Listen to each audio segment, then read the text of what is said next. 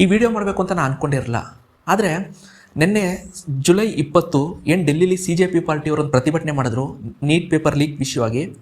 ಆ ವಿಡಿಯೋಗಳು ನೋಡಿದ ಮೇಲೆ ನನಗೆ ಯಾಕೋ ಮನಸ್ಸಲ್ಲಿ ಕಳವಳ ಆಯಿತು. ಇದ್ರ ಬಗ್ಗೆ ಈಗ ನಾವೇನಾದರೂ ಮಾತಾಡಲಿಲ್ಲ ಅಂದರೆ ಮುಂದಕ್ಕೊಂದು ದಿವಸ ನಮಗೂ ಗಿಲ್ಟ್ ಕಾಣುತ್ತೆ. ದೇಶದಲ್ಲಿ ಇಂಥ ಒಂದು ದೊಡ್ಡ ಪ್ರತಿಭಟನೆ ನಡೀತಿತ್ತು, ಅದ್ರ ಬಗ್ಗೆ ನಾವೇನೂ ಮಾತಾಡಲಿಲ್ಲ ಅಂತ ಮುಂದಕ್ಕೊಂದು ಗಿಲ್ಟ್ ಕಾಣಬಾರ್ದು ಅನ್ನೋ ಕಾರಣಕ್ಕೆ ಈ ವಿಷಯವಾಗಿ ನಾನು ಮಾತಾಡ್ತಾ ಇದ್ದೀನಿ. ಇದು ಒಂದು ಸ್ವಲ್ಪ ರಾಜಕೀಯವಾಗಿರುತ್ತೆ. ನಿಮ್ಗೆ ಇಷ್ಟ ಇದ್ದರೆ ವಿಡಿಯೋ ಪೂರ್ತಿ ನೋಡಿ, ಇಲ್ಲಾಂದರೆ ಇಲ್ಲೇ ನಿಲ್ಲಿಸ್ಬಿಡಿ. ಹಾಗಾದರೆ ಬನ್ನಿ ವಿಡಿಯೋ ಶುರು ಮಾಡೋಣ. ನಿನ್ನೆ ಜುಲೈ 20ನೇ ತಾರೀಕು ಡೆಲ್ಲಿಲಿ CJP ಅಂದರೆ ಕಾಕ್ರೋಚ್ ಜನತಾ ಪಾರ್ಟಿಯವರು ಪಾರ್ಲಿಮೆಂಟ್ ಚಲೋ ಅಂತ ಹೇಳ್ಬಿಟ್ಟು ಒಂದು ಪ್ರತಿಭಟನೆ ಮಾಡಿದ್ರು. ಕಾರಣ ಇಷ್ಟೇ, ಮೇ ತಿಂಗಳಲ್ಲಿ ನೀಟ್ ಪೇಪರ್ ಲೀಕ್ ಏನಾಗಿತ್ತು ಆ ವಿಷಯವಾಗಿ ಶಿಕ್ಷಣ ಮಂತ್ರಿ ಧರ್ಮೇಂದ್ರ ಪ್ರಧಾನ್ ಅವರು ರಾಜೀನಾಮೆ ಕೊಡಬೇಕು. ನೀಟ್ ಪೇಪರ್ ಲೀಕ್ ಆದಮೇಲೆ ಮನನೊಂದು 20 ಜನ ವಿದ್ಯಾರ್ಥಿಗಳು ಏನು ಆತ್ಮಹತ್ಯೆ ಮಾಡ್ಕೊಂಡಿದ್ದಾರೆ ಅವ್ರುಗಳಿಗೆ 1 ಕೋಟಿಯಷ್ಟು ಪರಿಹಾರ ಕೊಡಬೇಕು. ಹಾಗೆಯೇ ಮುಂದಿನ ಸಲದಿಂದ ತುಂಬ ಕಟ್ಟುನಿಟ್ಟಾಗಿ ಪರೀಕ್ಷೆಗಳನ್ನ ನಡೆಸಬೇಕು. ಈ ರೀತಿ ಅನೇಕ ಬೇಡಿಕೆಗಳನ್ನ ಇಟ್ಕೊಂಡು ನಿನ್ನೆ CJP ಅವರು ಅಂದರೆ ಕಾಕ್ರೋಚ್ ಜನತಾ ಪಾರ್ಟಿಯವರು ಪಾರ್ಲಿಮೆಂಟ್ ಚಲೋ ಅಂತ ಹೇಳ್ಬಿಟ್ಟು ಒಂದು ಪ್ರತಿಭಟನೆ ಮಾಡಿದ್ರು. ಈ ಪ್ರತಿಭಟನೆ ಬೆಳಗ್ಗೆ ಒಂದು 8-9 ಗಂಟೆಗೆ ಶುರು ಆಯಿತು. ಮಧ್ಯಾಹ್ನ 12-1 ಗಂಟೆ ತನಕ ಶಾಂತಿಯುತವಾಗಿ ನಡೀತಿತ್ತು. ಅದಾದಮೇಲೆ ಲಾಠಿ ಚಾರ್ಜ್ ಆಯಿತು. ಅದಾದಮೇಲೆ ಪೊಲೀಸರು ಟಿಯರ್ ಗ್ಯಾಸ್ ಕೂಡ ಪ್ರಯೋಗ ಮಾಡಿದ್ರು. ಆ ವಿಡಿಯೋಗಳು ನೋಡಿದ್ರೆ ನನಗೆ ಬೇಜಾರಾಗುತ್ತೆ. ಕೆಲವ್ರಿಗೆ ಹೊಡೆದಿದ್ದಾರೆ, ರಕ್ತ ಬರ್ತಾ ಇದೆ, ಕೆಲವ್ರನ್ನ ಬಂಧಿಸಿದ್ದಾರೆ, ಮತ್ತು ಮೆಟ್ರೋ ಸ್ಟೇಷನ್ನೇ ಕ್ಲೋಸ್ ಮಾಡಿದ್ದಾರೆ, ದೊಡ್ಡ ದೊಡ್ಡ ಬ್ಯಾರಿಕೇಡ್ ಹಾಕಿದ್ದಾರೆ. ಇವೆಲ್ಲ ವೀಡಿಯೋಗಳನ್ನ ನೀವು ನೋಡಿರ್ತೀರ ಆಲ್ರೆಡಿ ಸೋಷಿಯಲ್ ಮೀಡಿಯಾದಲ್ಲಿ. ಅದ್ರ ಬಗ್ಗೆ ನಾನು ಜಾಸ್ತಿ ಮಾತಾಡೋಕ್ಕೋಗಲ್ಲ. ಸಂಜೆ ಅಷ್ಟೊತ್ತಿಗೆ ಸರ್ಕಾರದ ಕಡೆಯಿಂದ JP ನಡ್ಡಾ ಅವರು ಬಂದು CJP ಪಾರ್ಟಿಯ ಪ್ರತಿನಿಧಿಗಳ ಜೊತೆ ಮಾತನಾಡಿ ಏನು ಬೇಡಿಕೆಗಳಿದೆ ಅದನ್ನ ಆದಷ್ಟು ಬೇಗ ನಾವು ಈಡೇರಿಸ್ತೀವಿ ಅಂತ ಒಂದು ಆಶ್ವಾಸನೆ ಕೊಟ್ಟು CJP ಪಾರ್ಟಿಯ ಪ್ರೊಟೆಸ್ಟ್ನ ಮುಗಿಸ್ತಾರೆ. ಆಮೇಲಿಂದ ಜನನೂ ಕೂಡ ಅವ್ರ ಮನೆಗೆ ಹೋಗ್ತಾರೆ. ಇಲ್ಲಿಗೆ ಮುಗೀತು. ಆದರೆ ಇದು ಪ್ರತಿಭಟನೆ ರೂಪದಲ್ಲಿ ನೋಡಿದ್ರೆ ಅದು ಇಲ್ಲಿಗೆ ಮುಗೀತು, ಪ್ರತಿಭಟನೆ ನೆನ್ನೆ ಮುಗಿದೋಯ್ತು. ಆದರೆ ಅದಾದಮೇಲೆ ನಡೆಯುತ್ತಲ್ಲ ಸೈಡ್ ಎಫೆಕ್ಟು, ಪರಿಣಾಮ, ಅದ್ರ ಬಗ್ಗೆ ನಾವು ಯೋಚನೆ ಮಾಡ್ತಾ ಹೋದರೆ ತುಂಬ ಭೀಕರವಾಗಿದೆ. ನಿನ್ನೆ ಸರ್ಕಾರದವರು ಏನು ಪ್ರತಿಭಟನಾಕಾರರ ಮೇಲೆ ಬಲ ಪ್ರಯೋಗ ಮಾಡಿದ್ರಲ್ಲ, ಅದು ಲಾಠಿ ಚಾರ್ಜ್ ಇರ್ಬೋದು, ಅಥವಾ ಟಿಯರ್ ಗ್ಯಾಸ್ ಪ್ರಯೋಗ ಇರ್ಬೋದು, ಕೆಲವ್ರನ್ನ ಬಂಧಿಸಿರೋದಿರ್ಬೋದು, ರೋಡ್ಗಳನ್ನ ಬ್ಲಾಕ್ ಮಾಡಿರೋದಿರ್ಬೋದು, ಮೆಟ್ರೋ ಸ್ಟೇಷನ್ನೇ ನಿಲ್ಲಿಸಿರೋದಿರ್ಬೋದು, ಅದು ಹಾಳಾಗೋಗ್ಲಿ. ಪಾರ್ಲಿಮೆಂಟ್ ಗೇಟ್ ಮುಂದೆ ಕಮಾಂಡೋನೋ ಅವರು ಪೊಲೀಸೋ ನನಗೆ ಗೊತ್ತಾಗ್ತಿಲ್ಲ, ಅವರು ಯೂನಿಫಾರ್ಮ್ ನೋಡಿದ್ರೆ ನನಗೆ ಮಿಲಿಟ್ರಿ ಅವ್ರ ಥರ ಕಾಣಿಸ್ತಾರೆ. ವಿತ್ ಗನ್ನು ರೆಡಿ ಮಾಡಿಕೊಂಡು, ಮಿಷಿನ್ಗಳನ್ನ ರೆಡಿ ಮಾಡಿಕೊಂಡು ಕಾಯ್ತಾ ಇದ್ದಾರೆ. ಅಂದರೆ ನನಗೆ ಈಗ ಪ್ರತಿಭಟನೆ ಆದಾಗ ಲಾಠಿ ಹಿಡ್ಕೊಂಡು ಪೊಲೀಸವ್ರು ನಿಂತ್ಕೊಳ್ಳೋದು ಅದು ಬೇರೆ. ಪಾರ್ಲಿಮೆಂಟ್ ಗೇಟ್ ಮುಂದೆ ಮಿಲ್ಟ್ರಿ ಡ್ರೆಸ್ಸಲ್ಲಿ ಗನ್ ರೆಡಿ ಮಾಡಿಕೊಂಡು ನಿಂತ್ಕೊಳ್ಳೋದು, ಅದು ನನಗೆ ನೋಡಿದಾಗ ಶಾಕ್ ಆಯಿತು. ಒಂದು ಅದಾದಮೇಲೆ 12-12:30 ಅಷ್ಟೊತ್ತಿಗೆ ಖುದ್ದು ಪ್ರಧಾನಮಂತ್ರಿಯವರು ಪಾರ್ಲಿಮೆಂಟಿಂದ ಓಡೋಗ್ತಾರೆ. ಸೆಕ್ಯೂರಿಟಿ ರೀಸನ್ ಕೊಟ್ಟು ಪಾರ್ಲಿಮೆಂಟಿಂದ ಓಡೋಗ್ತಾರೆ. ಇದು ನೋಡಿದಾಗ ನನಗೆ ಇನ್ನೂ ಆಶ್ಚರ್ಯ ಆಯಿತು. ನಿಜವಲ್ಲ ಆ ಮಟ್ಟದಲ್ಲಿ ಪ್ರತಿಭಟನೆ ಆಗ್ತಿದೆಯಾ, CJP ಅವರು ಆ ಮಟ್ಟಕ್ಕೆ ಬೆಳೆದ್ರ ಅಂತ ನನಗೆ ಅರ್ಥ ಆಗ್ತಿಲ್ಲ. ಯಾಕೆ ಗೊತ್ತಾ, 65 ದಿವಸದಿಂದ ಯಾವತ್ತು ಡೇಟ್ ಏನು, ಮೇ 16ನೇ ತಾರೀಕು ಸುಪ್ರೀಂ ಕೋರ್ಟ್ ಜಡ್ಜ್ ಅವರು ಒಂದು ವಿಷಯ ಮಾತಾಡಬೇಕಾದ್ರೆ ಈಗಿನ ಯುವ ಜನತೆ ಕಾಕ್ರೋಚ್ ಅಂದರೆ ಜಿರಳೆ ರೀತಿ ಇದ್ದಾರೆ ಈ ಸಿಸ್ಟಮಲ್ಲಿ ಅಂತ ಹೇಳ್ಬಿಟ್ಟು ಒಂದು ವ್ಯಾಖ್ಯಾನ ಮಾಡ್ತಾರೆ. ಅದ್ರ ವಿರುದ್ಧ ಪ್ರತಿಭಟನೆ ಮಾಡೋಕ್ಕೋಸ್ಕರ ಒಂದು ಎಕ್ಸಲ್ಲಿ ಖಾತೆ ಓಪನ್ ಆಗುತ್ತೆ, ಕಾಕ್ರೋಚ್ ಜನತಾ ಪಾರ್ಟಿ, ಜಿರಳೆ ಜನತಾ ಪಾರ್ಟಿ ಅಂತ.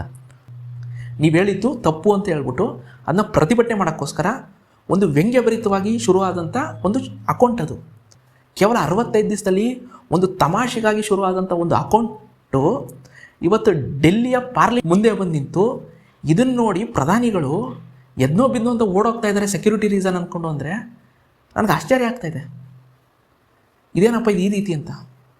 ಇದರಲ್ಲಿ ತುಂಬ ಮಿಸ್ಟೇಕ್ ಇರೋದು ಸರ್ಕಾರದ ಕಡೆಯಿಂದ, ನೇರವಾಗಿ ಹೇಳ್ತೀನಿ. ಕಾರಣ ಏನಪ್ಪ ಅಂದರೆ ವೆರಿ ಸಿಂಪಲ್, ಉಗ್ರಲ್ಲಿ ಹೋಗ್ಬೇಕಾಗಿರೋದನ್ನ ಕೊಡ್ಲಿ ತಗೊಂಡ್ರು. ಈಗ ನೀವು ಬೆಣ್ಣೆ ಮೇಲೆ ಒಂದು ಕೂದಲು ಬಿದ್ದಿದ್ರೆ ಹೇಗೆ ತೆಗಿಬೇಕಿತ್ತು, ಅದನ್ನು ನೀವು ಯಾಕೆ ರಾಡಿ ಮಾಡಿಕೊಂಡು ರಂಪಾಟ ಮಾಡ್ಕೊಂಡ್ರಿ ಅಂತ ನಂಗೆ ಅರ್ಥ ಆಗ್ತಿಲ್ಲ. ಇದಕ್ಕೆಲ್ಲ ನೇರ 100% ಕಾರಣ ಸರ್ಕಾರನೇ. ವೆರಿ ಸಿಂಪಲ್ ಸ್ನೇಹಿತರೆ, ಒಂದು ವಿಷಯ ಅರ್ಥ ಮಾಡ್ಕೊಳ್ಳಿ. ಪೇಪರ್ ಎಕ್ಸಾಮ್ ಲೀಕ್ ಆಗಿದೆ, ಸರಿನಾ? 2024ರಲ್ಲೂ ಲೀಕ್ ಆಗಿದೆ, 2026 ಈ ವರ್ಷವೂ ಲೀಕ್ ಆಗಿದೆ. 2024ರಲ್ಲೂ ಅದೇ ಮಂತ್ರಿ ಇದ್ದರು, ಈಗಲೂ ಕೂಡ ಅದೇ ಮಂತ್ರಿ ಇದ್ದಾರೆ. 2024ರಲ್ಲೇ ಲೀಕ್ ಆದಾಗ ಆ ಮಂತ್ರಿ ರಾಜೀನಾಮೆ ಕೊಟ್ಟಿದ್ರೆ ಇವತ್ತು ಲೀಕ್ ಆಗ್ತಿರಲ್ಲ. ಒಂದು ವಿಷಯ ಅರ್ಥ ಮಾಡ್ಕೊಳ್ಳಿ, ಇಲ್ಲಿ CJP ಪಾರ್ಟಿಯವರು ಶಿಕ್ಷಣ ಮಂತ್ರಿ ಆದಂಥ ಧರ್ಮೇಂದ್ರ ಪ್ರಧಾನ್ ಅವರು ದುಡ್ಡು ಇಸ್ಕೊಂಡು, ಲಂಚ ಇಸ್ಕೊಂಡು ಪೇಪರ್ ಲೀಕ್ ಮಾಡಿಸೋದು ಅಂತ ಯಾರೂ ಆರೋಪ ಮಾಡ್ತಾಯಿಲ್ಲ. ಅವರೇನು ಆರೋಪ ಮಾಡ್ತಿರೋದು, ನೀವು ಮಂತ್ರಿ ಆಗಿದ್ದು ಕೂಡ ಪೇಪರ್ ಲೀಕ್ನ ತಡೆಯೋಕ್ಕಾಗಿಲ್ಲ, ಇದು ನಿಮ್ಮ ಹ್ಯಾಂಡ್ಲಿಂಗ್ ಫೇಲ್ಯೂರು, ನೀವು ಸರಿಯಾಗಿ ಇದನ್ನ ಹ್ಯಾಂಡಲ್ ಮಾಡಲಿಲ್ಲ, ಈ ಕಾರಣದಿಂದ ನೀವು ರಾಜೀನಾಮೆ ಕೊಡಿ ಅಂತ ಕೇಳ್ತಾ ಇದೆ ಹೊರತು ನೀವು ಲಂಚ ಇಸ್ಕೊಂಡು ಭ್ರಷ್ಟಾಚಾರ ಮಾಡಿ ಪೇಪರ್ ಲೀಕ್ ಮಾಡಿದ್ರಿ ಅಂತ ಅವ್ರು ಎಲ್ಲೂ ಆರೋಪ ಮಾಡ್ತಿಲ್ಲ. ಅವ್ರೇನು ಹೇಳ್ತಿರೋದು ಅಕೌಂಟೆಬಿಲಿಟಿ, ನೀವು ಜವಾಬ್ದಾರಿ ತೊಗೊಳ್ಳಿ. ಯಾಕಂದರೆ ನೀವು 2024ರಲ್ಲೇ ಜವಾಬ್ದಾರಿ ತೊಗೊಂಡು ರಾಜೀನಾಮೆ ಕೊಟ್ಟಿದ್ರೆ ಈ ವರ್ಷ 2026ರಲ್ಲಿ ಈ ಪೇಪರ್ ಲೀಕ್ ಆಗ್ತಿರಲ್ಲ. ನೀವು ಆಗಲೂ ರಾಜೀನಾಮೆ ಕೊಡಲಿಲ್ಲ, 2026 ವಾಪಸ್ ಪೇಪರ್ ಲೀಕ್ ಆಗಿದೆ, ಈಗಲೂ ರಾಜೀನಾಮೆ ಕೊಡಲಿಲ್ಲ ಅಂದರೆ ಇದೀಗ ಕಂಟಿನ್ಯೂ ಆಗುತ್ತೆ. ಮುಂದಿನ ವರ್ಷವೂ ಪೇಪರ್ ಲೀಕ್ ಆಗುತ್ತೆ, ಅದ್ರ ಮುಂದಿನ ವರ್ಷವೂ ಪೇಪರ್ ಲೀಕ್ ಆಗ್ತಾ ಇರುತ್ತೆ. ಏನಿದೆನಾ ಒಂದೊಂದು ಎರಡೆರಡು ಎಕ್ಸಾಮ್ ನಡ್ಸ್ಕೊಂಡೇ ಹೋಗೋದಾ? ಇವತ್ತಿನ ಯುವ ಜನತೆ ಎಷ್ಟು ಕಷ್ಟಪಡ್ತಾ ಇದ್ದಾರೆ ಒಂದು MBBS ಸೀಟ್ ತಗೊಳ್ಳೋಕ್ಕೆ ಅನ್ನೋದು ಹೋಗಿ ಕೇಳಿ. ನೀವು ಏನು ಮಾಡಬೇಡಿಯಪ್ಪ. ಈಗ ಪ್ರದೀಪ್ ಈಶ್ವರ್ ಅವ್ರು ನಡೆಸ್ತಾರಲ್ಲ, ಯಾವುದಾದ್ರು ಪರಿಪೂರ್ಣನೋ ಯಾವುದೋ ಇನ್ಸ್ಟಿಟ್ಯೂಟು, ಮಿನಿಮಮ್ ಫೀಸೇ 1.5 ಇಂದ 2 ಲಕ್ಷ ರೀ. MBBS ಸೀಟ್ ಕೋಚಿಂಗಿಗೆ, ಸೀಟ್ಗಳ ಕೋಚಿಂಗಿಗೆ, ನೀಟ್ ಎಕ್ಸಾಮ್ ಕೋಚಿಂಗಿಗೆ ಅವ್ರದ್ದು ಯಾವುದು ಪರಿಶ್ರಮ ಇನ್ಸ್ಟಿಟ್ಯೂಟಲ್ಲಿ ಹೋಗಿ ಕೇಳಿ, ವರ್ಷಕ್ಕೆ 1.5 ಇಂದ 2 ಲಕ್ಷ ಇಸ್ಕೋತಾರೆ. ಅಂದರೆ ಅರ್ಥ ಮಾಡ್ಕೊಳ್ಳಿ, ದುಡ್ಡು ಬರೀ ಕೋಚಿಂಗಿಗೆ ಇಷ್ಟು ಲಕ್ಷ. ಎಷ್ಟು ದಿವಸ ಮಕ್ಕಳು ಕಷ್ಟಪಟ್ಟು ಓದ್ತಾರೆ, ಕೊನೆಗೆ ಬಂದು ಎಕ್ಸಾಮ್ ಬರೆಯೋ ದಿವಸ ನೋಡಿದ್ರೆ ಪೇಪರ್ ಲೀಕ್, ಕ್ಯಾನ್ಸಲ್, ಮುಂದೊಂದು ತಿಂಗಳು ಬನ್ನಿ. ಈ ಮಾತುಗಳನ್ನ ಕೇಳಿದ್ರೆ ಒಂದು 16-17 ವರ್ಷದ ಯುವ ಜನತೆಯ ಮನಸ್ಸು ಹೇಗಿರುತ್ತೆ ನೀವು ಅರ್ಥ ಮಾಡ್ಕೊಳ್ಳಿ. ನಾವು ಕೇಳ್ತಿರೋದು ಇಲ್ಲೆಲ್ಲೂ ಭ್ರಷ್ಟಾಚಾರ ಆಗಿದೆ ಅಂತಲ್ಲ, ಪೇಪರ್ ಲೀಕ್ ಆಗ್ತಾ ಇರುತ್ತೆ. ಕರ್ನಾಟಕದಲ್ಲೂ ತುಂಬ ಕಡೆ ಆಗಿದೆ. ಏನೋ PSI ಎಕ್ಸಾಮಲ್ಲೂ ಲೀಕ್ ಆಗಿತ್ತು, ಕಾನ್ಸ್ಟೇಬಲ್ ಎಕ್ಸಾಮಲ್ಲೂ ಲೀಕ್ ಆಗಿತ್ತು, ನೋಡಿದಿರಲ್ಲ ನೀವೇ. ಪೊಲೀಸ್ ಎಕ್ಸಾಮ್ಗಳಲ್ಲೇ ಲೀಕ್ ಆಗುತ್ತೆ. ಆದರೆ ಅಕೌಂಟೆಬಿಲಿಟಿ ಬೇಕು, ಜವಾಬ್ದಾರಿತನ ಬೇಕು. ಈ ಥರ ಲೀಕ್ ಆದಾಗ ಆಗಿನ ಮಂತ್ರಿ ರಾಜೀನಾಮೆ ಕೊಟ್ಟಾಗ ಏನಾಗುತ್ತೆ, ಸಿಸ್ಟಮಲ್ಲಿ ಒಂದು ಭಯ ಬರುತ್ತೆ. ಹೌದು, ಮಂತ್ರಿನೇ ರಾಜೀನಾಮೆ ಕೊಟ್ಟು ಹೋಗ್ತಾ ಇದ್ದಾನೆ ಅಂದರೆ ನಮ್ಮ ಕೆಲಸ ಏನು?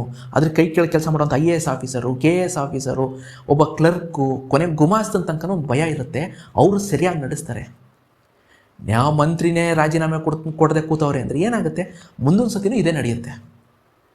ಅದಕ್ಕೋಸ್ಕರ ಕೇಳ್ತಾ ಇರೋದು CJP ಪಾರ್ಟಿಯವರು, ರಾಜೀನಾಮೆ ಕೊಡಿ. ಸಿಂಪಲ್, ರಾಜೀನಾಮೆ ಕೊಟ್ಟುಬಿಟ್ಟು ಇನ್ನೊಂದು 3 ತಿಂಗಳಾದಮೇಲೆ ಒಂದು ಎನ್ಕ್ವೈರಿ ಮಾಡಿ, ಇಲ್ಲ ಮಂತ್ರಿದೇನು ತಪ್ಪಿಲ್ಲ ಅಂದಿದ್ರೆ ಅವ್ರನ್ನ ವಾಪಸ್ ಕರ್ಕೊಬಂದು ಇನ್ನೊಂದು ಮಿನಿಸ್ಟ್ರಿಗಿರಿ ಕೊಡ್ಬೋದಿತ್ತು. ಅದೇನು ದೊಡ್ಡ ವಿಷಯ ಅಲ್ಲ. ಇವತ್ತು ರಾಜೀನಾಮೆ ಕೊಟ್ಟರು ಇನ್ನು ಜೀವನದಲ್ಲಿ ಇನ್ನೆಲ್ಲೂ ಮಂತ್ರಿನೇ ಆಗಲ್ಲ ಅಂತ ಯಾರೂ ಹೇಳ್ತಾ ಇಲ್ಲ. ಇನ್ನೊಂದು 3 ತಿಂಗಳು 4 ತಿಂಗಳು ಬಿಡ್ಕೊಂಡು ಅವ್ರನ್ನ ಮಂತ್ರಿ ಮಾಡ್ಬೋದಿತ್ತು. ಆದರೆ ನೀವೇನು ಮಾಡಿದ್ರಿ, ತಾವ್ಯಾಕೆ ರಾಜೀನಾಮೆ ಕೊಡಬೇಕು ಅಂತ ಒಂದು ಮೊಂಡುತನಕ್ಕೆ ಬಿದ್ದುಬಿಟ್ರಿ. ಆದರೆ ಒಂದು ವಿಷಯ ಅರ್ಥ ಮಾಡ್ಕೊಳ್ಳಿ, ಇದೇ ಮೊಂಡುತನದಿಂದ 2019ರಲ್ಲಿ 303 ಸೀಟ್ ಗೆದ್ದಂಥ BJP 2024 ಬರೋಷ್ಟರಲ್ಲಿ 240 ಸೀಟ್ಗೆ ಸೀಮಿತ ಆಗಿದೆ. 400 ಸೀಟ್ ಗೆಲ್ತೀನಿ ಅಂತ ಹೋದಂಥ BJP 250 ಸೀಟ್ನೂ ಕೂಡ ಗೆಲ್ಲಿಲ್ಲ. ಕಾರಣ ಮೊಂಡುತನ. ಈ ಮೊಂಡುತನ ತುಂಬ ದಿವಸ ಇರುತ್ತೆ ಅಂದ್ಕೋಬೇಡಿ. ಒಂದು ವಿಷಯ ನಾನು ಯಾವತ್ತೂ ಹೇಳ್ತೀನಿ, ಆಕಳೋ ಚಡ್ಡಿನೇ ಇರ್ಬೋದು, ನಡೆಸೋ ಸರ್ಕಾರನೇ ಇರ್ಬೋದು, ಆಗಾಗ ಬದಲಾಯಿಸ್ತಾ ಇರಬೇಕು. ಇಲ್ಲ ಅಂದರೆ ತುರಿಕೆ ಶುರು ಆಗ್ಬಿಡುತ್ತೆ. ಅದಕ್ಕೆ ಹೇಳೋದು, ಇವತ್ತೇನು ಪ್ರತಿಭಟನೆ ಮಾಡಿದರೆ ವೆರಿ ಸಿಂಪಲ್. ಅವರ ಒಂದೇ ಒಂದು ಬೇಡಿಕೆ ಏನು, ರಾಜೀನಾಮೆ ಕೊಡಿ, ಮುಗೀತು. ರಾಜೀನಾಮೆ ಕೊಟ್ಟು ಬೇರೆ ಮಿನಿಸ್ಟರ್ ಮಾಡಿ. ಇಷ್ಟು ದೊಡ್ಡ ಇಶ್ಯೂನೇ ಆಗ್ತಿರಲಿಲ್ಲ. ಸರ್ಕಾರನೇ ಉಗ್ರಲೋಗದನ್ನ ಕೊಡ್ಲಿ ತಗೊಂಡು ಈ ರೀತಿ ಹ್ಯಾಂಡ್ಲ್ ಮಾಡಿ, ರಂಪಾಟ ಮಾಡಿ, ರಾಡಿ ಮಾಡಿ. ಇವತ್ತು ಇದು ಬರೀ ದೇಶದಲ್ಲ, ವಿದೇಶದಲ್ಲೆಲ್ಲ ದೊಡ್ಡ ನ್ಯೂಸ್ ಆಗಿದೆ. ಯಾವ ರೇಂಜಿಗೆ ವಿದೇಶದ ನ್ಯೂಸ್ ಪೇಪರ್ಗಳು ಪ್ರಕಟಿಸಿದೆ ಅಂದರೆ, ಬಾಂಗ್ಲಾದೇಶಲ್ಲಿ ಆಯಿತು, ನೇಪಾಳಲ್ಲಿ ಆಯಿತು, ಈಗ ಭಾರತದಲ್ಲಿ ಆಗ್ತಿದೆ. ಜನ್ಜಿ ಪ್ರೊಟೆಸ್ಟು ಭಾರತದಲ್ಲಿ ಶುರುವಾಗಿದೆ. ಆದಷ್ಟು ಬೇಗ ಈ ಸರ್ಕಾರನ ಕಿತ್ತೋಗುತ್ತೆ. ಈ ರೀತಿಯಾದಂಥ ವರದಿಗಳನ್ನ ವಿದೇಶಿ ಪತ್ರಿಕೆಗಳು ಪ್ರಕಟಣೆ ಮಾಡ್ತಾ ಇದ್ದಾವೆ. ಅಂದರೆ ನಮ್ಮ ದೇಶದ ಡೆಮೋಕ್ರಸಿನೇ ಅಪಾಯದಲ್ಲಿದೆ ಅಂತ ಹೇಳ್ಬಿಟ್ಟು ಅವರೆಲ್ಲ ಹೇಳ್ತಾ ಇದ್ದಾರೆ. ಒಂದು ರಾಜೀನಾಮೆ, ಒಬ್ಬ ಮಂತ್ರಿಯ ರಾಜೀನಾಮೆಯಿಂದ ಮುಗಿಬೇಕಾಗಿದ್ದಂಥ ಒಂದು ಅಧ್ಯಾಯ ಇವತ್ತು ಈ ಲೆವೆಲ್ಗೆ ತಂದು ನಿಲ್ಲಿಸಿದ್ದಾರೆ ಈ ಸರ್ಕಾರ. ಕಾರಣ ಮೊಂಡುತನ, ಸರ್ಕಾರದ ಮೊಂಡುತನ. ನಾನು ಹೇಳೋದು ಇಷ್ಟೇ ಸ್ನೇಹಿತರೆ, ತಪ್ಪಾಗಿದೆ, ಒಪ್ಕೊಳ್ಳಿ, ಮುಗೀತು. ಏನು ನೀಟ್ ಎಕ್ಸಾಮ್ ಪೇಪರ್ ಲೀಕ್ ಆಗಿದೆ, ಹೌದು ಲೀಕ್ ಆಗಿದೆ. ನಾವೆಲ್ಲೂ ಕೂಡ ಮೋದಿ ಬಂದು ದುಡ್ಡು ಇಸ್ಕೊಂಡು ಪೇಪರ್ ಲೀಕ್ ಮಾಡ್ರು ಅಂತ ಯಾರು ಹೇಳ್ತಿಲ್ಲ, ಅಥವಾ ಧರ್ಮೇಂದ್ರ ಪ್ರಧಾನ್ ದುಡ್ಡು ಇಸ್ಕೊಂಡು ಪೇಪರ್ ಲೀಕ್ ಮಾಡ್ರು ಅಂತ ಹೇಳ್ತಿಲ್ಲ, ಅಥವಾ ನಿತಿನ್ ಗಡ್ಕರಿ ಅವರು ಹೇಗೆ ಅವ್ರ ಮಕ್ಕಳಿಗೆ ಹೆಲ್ಪ್ ಮಾಡೋಕ್ಕೋಸ್ಕರ ಪೆಟ್ರೋಲಲ್ಲಿ ಎಥನಾಲ್ ಮಿಕ್ಸ್ ಮಾಡ್ತವ್ರೆ, ಅದೇ ರೀತಿ ಧರ್ಮೇಂದ್ರ ಪ್ರಧಾನ್ ಅವರು ಅವ್ರ ಮಕ್ಕಳನ್ನೆಲ್ಲ MBBS ಮಾಡೋಕ್ಕೋಸ್ಕರ ಪೇಪರ್ ಲೀಕ್ ಮಾಡೋದು ಅಂತ ಯಾರು ಹೇಳ್ತಾ ಇಲ್ಲ. ನಮ್ಗೆ ಇವತ್ತು ಕೂಡ ಮೋದಿ ಸರ್ಕಾರದ ಮೇಲೆ ನಂಬಿಕೆ ಇದೆ. ಯಾಕಂದರೆ ಕಳೆದ 11-12 ವರ್ಷದಿಂದ ಮೋದಿ ಸರ್ಕಾರದವರು ಕೆಲವು ವಿಷಯಗಳಿಗೆ ತುಂಬ ಚೆನ್ನಾಗಿ ಇಂಪ್ರೂವ್ಮೆಂಟ್ ಮಾಡಿದ್ದಾರೆ. 50-60 ಸಾವಿರ ಸೀಟ್ ಇದ್ದಂಥ MBBS ಸೀಟ್ನ ಇವತ್ತು 1 ಕಾಲಿಂದ 1.5 ಲಕ್ಷಕ್ಕೆ ತಂದು ನಿಲ್ಲಿಸಿದ್ದಾರೆ. ಕಳೆದ 10 ವರ್ಷದಲ್ಲಿ ದ್ವಿಗುಣ ಆಗಿದೆ ಸೀಟ್ಗಳು, MBBS ಸೀಟು. ಇದೇ ರೀತಿ ಮುಂದುವರಿತು ಅಂದರೆ ಇನ್ನೊಂದು 5-10 ವರ್ಷದಲ್ಲಿ 3 ಲಕ್ಷ 4 ಲಕ್ಷ ಸೀಟ್ಗೆ ಹೋಗುತ್ತೆ. ಈ ವಿಷಯದಲ್ಲಿ ನನಗೆ ನಿಜವಾಗ್ಲೂ ಹೆಮ್ಮೆ ಇದೆ, ಮೋದಿ ಸರ್ಕಾರ ಒಳ್ಳೆ ಕೆಲಸ ಮಾಡಿದೆ ಅಂತ. ನೀಟ್ ಎಕ್ಸಾಮ್ ತಂದಿದ್ದನ್ನ ನಾನು ಎಲ್ಲೂ ವಿರೋಧಿಸ್ತಿಲ್ಲ. ಹೌದು, ನೀಟ್ ಎಕ್ಸಾಮ್ ತಂದಿದ್ದು ಒಳ್ಳೆಯದು. ಯಾಕಂದರೆ ದೇಶಾದ್ಯಂತ ಒಂದು ಎಕ್ಸಾಮ್ ತರೋದ್ರಿಂದ ಒಂದು ಸ್ಟ್ಯಾಂಡರ್ಡ್ ಮೇಂಟೈನ್ ಆಗುತ್ತೆ. ಈಗ ಉದಾಹರಣೆಗೆ ಮುಂಚೆ ಏನಿತ್ತು, ನಮ್ಮಲ್ಲಿ CET ಅಂತ ಮಾಡ್ತಿದ್ರು, ಅದರಲ್ಲಿ ಮೆಡಿಕಲ್ ಕೊಡ್ತಿದ್ರು. ಬಟ್ CET ನಮ್ಮಲ್ಲಿತ್ತು, ತಮಿಳ್ನಾಡಲ್ಲಿ CETನೇ ಇರಲ್ಲ. ಡೊನೇಷನ್ ಇಸ್ಕೊಂಡು ಮೆಡಿಕಲ್ ಯಾರು ಬೇಕಾದ್ರೂ ಡಾಕ್ಟರ್ ಆಗ್ತಿದ್ರು. ನಮ್ಮಲ್ಲಿ CET ಅಂತ ಮಾಡಿದರು. ಅದನ್ನೇ ಏನು ಮಾಡಿದರೆ ಈಗ ನ್ಯಾಷನಲ್ ವೈಸಲ್ಲಿ ನೀಟ್ ಅಂತ ಮಾಡಿದ್ದಾರೆ. ಇದರಿಂದ ಒಂದು ಸ್ಟ್ಯಾಂಡರ್ಡ್ ಮೇಂಟೈನ್ ಆಗುತ್ತೆ. ದೇಶದಲ್ಲಿರುವಂಥ ಎಲ್ಲ ವಿದ್ಯಾರ್ಥಿಗಳು ಬೇರೆ ಬೇರೆ ಪಠ್ಯಪುಸ್ತಕ ಓದ್ತಾರೆ. ಈಗ ಕರ್ನಾಟಕದಲ್ಲೇ ಒಂದು ಪಠ್ಯಕ್ರಮ ಇದೆ, ತಮಿಳ್ನಾಡಲ್ಲಿ ಒಂದು ಪಠ್ಯಕ್ರಮ ಇದೆ, ಬಿಹಾರದಲ್ಲಿ ಒಂದು ಪಠ್ಯಕ್ರಮ ಇದೆ. ಅವೆಲ್ಲ ಸೇರಿ ಒಂದು ಸ್ಟ್ಯಾಂಡರ್ಡ್ ಆಗಿ ನೀಟ್ ಅಂತ ಎಕ್ಸಾಮ್ ಮಾಡೋದ್ರಿಂದ ಒಂದು ಸ್ಟ್ಯಾಂಡರ್ಡ್ ಬರುತ್ತೆ. ನಾಳೆ ದಿವಸ ಯಾರೇ ಡಾಕ್ಟರ್ ಆಗಬೇಕು ಅಂದರೂ ಮಿನಿಮಮ್ ಒಂದು ಕ್ವಾಲಿಫಿಕೇಷನ್ ಇರಬೇಕು ಅಂತ ಅನ್ಸ್ಕೊಳುತ್ತೆ. ಈ ರೀತಿ ಮಾಡಿದ್ದು ನಾನು ಒಳ್ಳೆಯದು, ನಾನು ಬೆಂಬಲಿಸ್ತೀನಿ. ಆದರೆ ಪೇಪರ್ ಲೀಕ್ ಅದ್ರ ಬಗ್ಗೆ ಮಾತಾಡಿ. ಮತ್ತು ಎರಡನೇದು, ನನಗೆ ಇನ್ನೊಂದು ವಿಷಯ ಅರ್ಥ ಆಗ್ತಿಲ್ಲ ಸ್ನೇಹಿತರೆ. CJP ಕಾಕ್ರೋಚ್ ಜನತಾ ಪಾರ್ಟಿ ಶುರುವಾಗಿದೆ ಯಾಕೆ? Very simple. ಮೇ ತಿಂಗಳಲ್ಲಿ ಆಗಿನ ಸುಪ್ರೀಂ ಕೋರ್ಟ್ ಜಡ್ಜ್ ಅವರು ಒಂದು ಕೇಸ್ ವಿಷಯವಾಗಿ ಮಾತಾಡ್ತಾ ಒಂದು ವಿಷಯ ಹೇಳ್ತಾರೆ. ಈಗಿನ ಯುವ ಜನತೆ ಕಾಕ್ರೋಚ್ ರೀತಿ ಅಂದರೆ ಜಿರಳೆ ರೀತಿ ಈ ಸಿಸ್ಟಮ್ ಮೇಲೆ ದಾಳಿ ಮಾಡ್ತಾ ಇದ್ದಾರೆ ಅಂತ ಹೇಳ್ತಾರೆ. ಇದಕ್ಕೆ ವ್ಯಂಗ್ಯವಾಗಿ ಪ್ರತಿಭಟನೆ ರೂಪದಲ್ಲಿ ಟ್ವಿಟರ್ ಅಂದರೆ ಎಕ್ಸಲ್ಲಿ ಕಾಕ್ರೋಚ್ ಜನತಾ ಪಾರ್ಟಿ ಅಂತ ಶುರು ಆಗುತ್ತೆ. ಇಲ್ಲಿ BJPಗೂ ಈಗಿನ ಸರ್ಕಾರಕ್ಕೂ ಸಂಬಂಧ ಇರಲ್ಲ. ಇದು ಶುರು ಆಗಿದ್ದು ನ್ಯಾಯಾಂಗದ ಉನ್ನತ ಹುದ್ದೆಯಲ್ಲಿರುವಂಥ ಒಬ್ಬ ಜಡ್ಜು ಯುವ ಜನತೆನ ಜಿರಳೆ ಅಂತ ಕೂಗಿದ್ರಲ್ಲ, ಅದನ್ನು ಪ್ರತಿಭಟಿಸೋಕ್ಕೋಸ್ಕರ ಒಂದು ಸೋಷಿಯಲ್ ಮೀಡಿಯಾದಲ್ಲಿ ಶುರು ಆದಂಥ ಒಂದು ಕ್ಯಾಂಪೈನು ಅಥವಾ ಒಂದು ಪ್ರತಿಭಟನೆ, ಅದು ನ್ಯಾಯಾಂಗ ಮತ್ತು ಯುವ ಜನತೆ ನಡುವೆ ನಡೀತಿತ್ತು. ಇದರ ಮಧ್ಯೆ BJPಯಲ್ಲಿಂದ ಬಂತು, ಈಗಿನ ಸರ್ಕಾರ ಎಲ್ಲಿಂದ ಬಂತು ನನಗೆ ಅರ್ಥ ಆಗ್ತಿಲ್ಲ. ಈ ಸರ್ಕಾರ ಯಾಕೆ ಈ CJPನ ಪರ್ಸ್ನಲ್ ಆಗಿ ತಗೋತು ನನಗೆ ಅರ್ಥ ಆಗ್ತಿಲ್ಲ.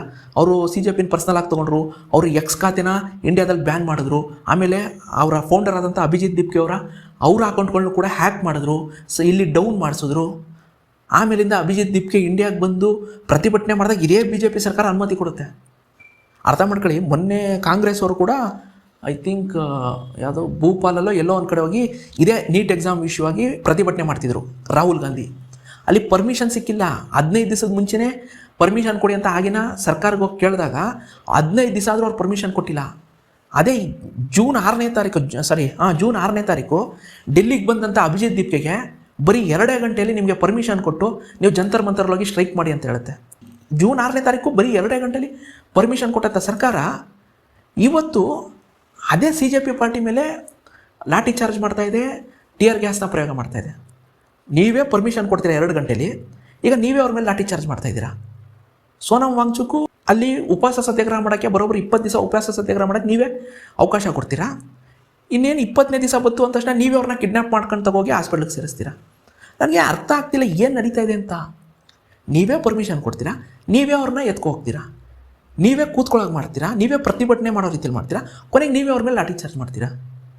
ನೀವೇ ಹ್ಯಾಂಡ್ಲ್ ಮಾಡ್ತಿದ್ದೀರಲ್ಲ. ಏನು ಈ ಒಂದು ಪ್ರೊಟೆಸ್ಟು, ಏನು CJP ಪ್ರೊಟೆಸ್ಟ್ನ ನೀವೇ ಲೆಕ್ಕ ಹಾಕ್ಕೊಳ್ಳಿ, ಸರಿಗೆ ಮಾಡ್ತಾಯಿದ್ದೀರಾ ಹ್ಯಾಂಡ್ಲನ್ನ. ನನಗೆ ಅರ್ಥ ಆಗ್ತಿಲ್ಲ. ನೀವೇನು ಅಂದ್ಕೊಂಡ್ರಿ ಗೋಧಿ ಮೀಡಿಯಾ ಇದೆ, IT ಸೆಲ್ ಇದೆ, ಅವ್ರ ವಿರುದ್ಧ ಎಲ್ಲ ನಾವು ಜಾತಿ ಧರ್ಮನೇ ಎತ್ಕಟ್ಟಿ ನಾವು ಮಾಡ್ಬಿಡ್ತೀವಿ ಅಂದ್ರಿ. ಏನೂ ಆಗಿಲ್ಲ. ಲಿಟ್ರಲಿ ಸ್ನೇಹಿತರೆ, ಕಳೆದ 12 ವರ್ಷದಿಂದ ಸತ್ತೋಗಿದ್ದ ವಿರೋಧ ಪಕ್ಷ ಇವತ್ತು ಎದ್ದು ನಿಂತಿದೆ. ನೀವು ಹೋಗಿ ನೋಡಿ CJP ಪಾರ್ಟಿಲಿ ಆಮ್ ಆದ್ಮಿ ಪಾರ್ಟಿಯ ಸಿಸೋಡಿಯಾ ಕಾಣಿಸ್ಕೋತಾರೆ, SPಯ ಡಿಂಪಲ್ ಯಾದವ್ ಕಾಣಿಸ್ಕೋತಾರೆ, TMCಯ ಮಹೇಂದ್ರ ಕಾಣಿಸ್ಕೋತಾರೆ. ಆಮೇಲಿಂದ ಸೋಷಿಯಲ್ ಮೀಡಿಯಾದಲ್ಲಿ DMK ಸ್ಟಾಲಿನ್ ಇರ್ಬೋದು, ತಲಪತಿ ವಿಜಯ್ ಇರ್ಬೋದು, ಮತ್ತು ರಾಹುಲ್ ಗಾಂಧಿ ಇರ್ಬೋದು, ಮತ್ತು ಮೊನ್ನೆ ಕಾಂಗ್ರೆಸ್ನ ಪವನ್ ಖೇರಾ ಹೋಗಿ ಸೋನಮ್ ವಾಂಗ್ಚುಕ್ನ ಭೇಟಿ ಮಾಡಿಬರ್ತಾರೆ. ಅದಾದಮೇಲೆ ನಿನ್ನೆ ಪಾರ್ಲಿಮೆಂಟಲ್ಲಿ ಬರೋಬ್ಬರಿ 6 ಸತಿ ಅಧಿವೇಶನ ಮುಂದೂಡಿದ್ದಾರೆ. 40 ನಿಮಿಷ ಇವ್ರ ಕೈಲಿ ನಡ್ಸೋಕ್ಕಾಗಿಲ್ಲ. ಕಾರಣ ಏನಪ್ಪ ಅಂದರೆ ವಿರೋಧ ಪಕ್ಷರು ಆ ರೇಂಜ್ಗೆ ಅಧಿವೇಶನದಲ್ಲಿ ಪ್ರತಿಭಟನೆ ಮಾಡಿದ್ದಾರೆ. 6 ಸತಿ ಮುಂದೂಡಿ ಕೊನೆಗೆ ಇವತ್ತಿನ ಅಧಿವೇಶನನೇ ಮುಂದೂಡ್ತಿದ್ದೀವಿ ಅಂತ ಹೇಳ್ತಾರೆ. 40 ನಿಮಿಷ ಇವ್ರ ಕೈಲಿ ಆಗಿಲ್ಲ, ಪಾರ್ಲಿಮೆಂಟ್ ಸೆಷನ್ ನಡ್ಸೋಕ್ಕಾಗಿಲ್ಲ 40 ನಿಮಿಷ ಮೊದಲನೇ ದಿವಸನೇ. ಆ ರೇಂಜ್ಗೆ ಇವತ್ತು ವಿರೋಧ ಪಕ್ಷ ಒಂದಾಗಿದೆ.